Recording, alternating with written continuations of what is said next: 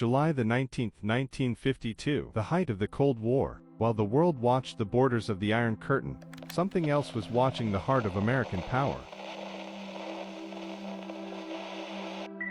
At 11:40 p.m., a radar operator at Washington National Airport noticed 7 blips that shouldn't have been there. They weren't planes. They weren't birds.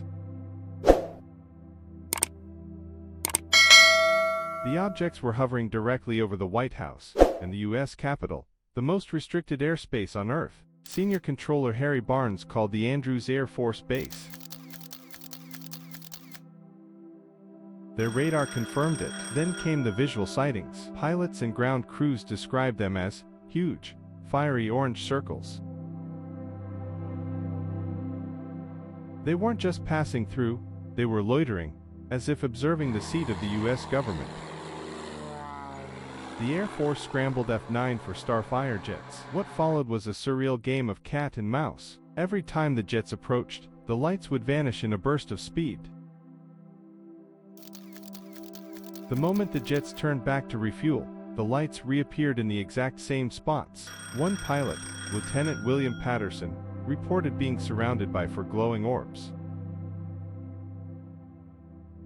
He asked the tower for instructions, but there was no protocol for an enemy that could simply disappear into thin air. By morning, the news hit the front pages. The public was terrified. Was it a Soviet secret weapon? Was it an invasion? President Harry Truman demanded answers.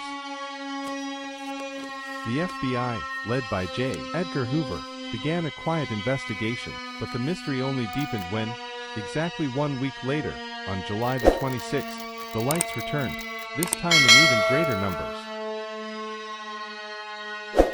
To stop the national panic, the Air Force held the largest press conference since World War II.